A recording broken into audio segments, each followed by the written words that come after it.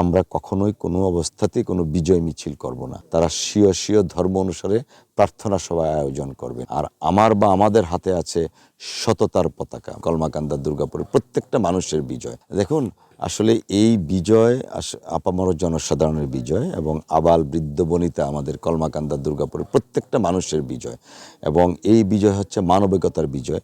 আমরা আমাদের যখন ইলেকশন ক্যাম্পেইন করি তখন আমি একটা কথা বলেছিলাম যে অনেকের হাতে আছে দুর্নীতি বা ভিন্ন ধরনের পতাকা, আর আমার বা আমাদের হাতে আছে সততার পতাকা, মানবিকতার পতাকা। এবং আমি এও বলেছিলাম যে যদি জনগণ আমাদেরকে নির্বাচিত করেন এবং মহান আল্লাহ রাব্বুল আলামিন কবুল করেন, আমরা কখনোই কোনো অবস্থাতেই কোনো বিজয় মিছিল করব না। এবং আমি আমাদের দলীয় নেতাকর্মী, সর্বস্তরের নেতাকর্মীদের প্রতি বিনয়ের সাথে অনুরোধ জানাবো, আমরা কোনো বিজয় মিছিল করব না।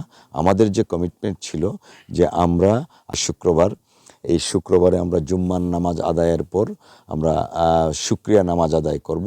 পাশাপাশি অন্যান্য ধর্মাবলম্বীর যারা আছেন আমাদের দলের নেতাকর্মী, তারা স্বীয় স্বীয় ধর্ম অনুসারে প্রার্থনা সভা আয়োজন করবেন।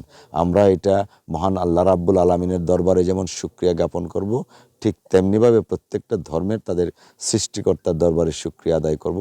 কোনো অবস্থাতেই আমরা বিজয় মিছিল করব না। কারণ আমি তো প্রথমেই বলেছি যে আমাদের প্রতিদ্বন্দ্বিতা ছিল, প্রতিহিংসা ছিল না।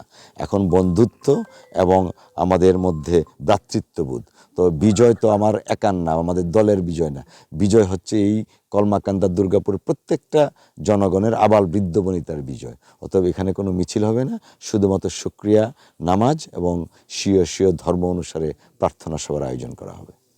ধন্যবাদ।